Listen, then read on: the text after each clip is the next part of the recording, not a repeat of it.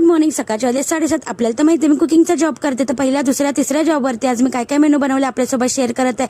चला तर दिवाळीच्या सुट्ट्या संपल्या आणि आजपासून शाळा चालू झाले. मुलीला शाळेत सोडल्यानंतर आली आहे चालत पहिल्या जॉबवरती. इथे दीदी ऑफिसला जाते, टिफिन घेऊन जाते. चला बघा या ऑफिस टिफिनमध्ये काय काय मेनू देतात. त्याच्या अगोदर दीदीला ब्रेकफास्ट दिला, चहा, ऑमलेट आणि 2 टोस्ट.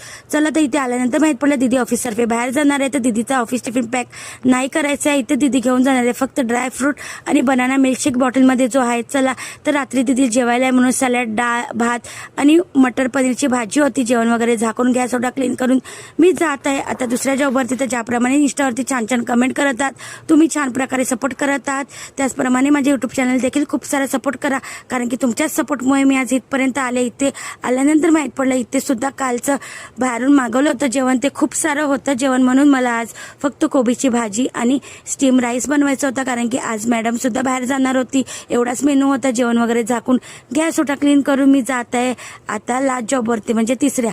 तर काय कळतच नाही, गणपती गेले, नवरात्री गेली आणि दिवाळी सुद्धा गेली, तरी हा पावसाचा काही ठिकाणा नाही आहे.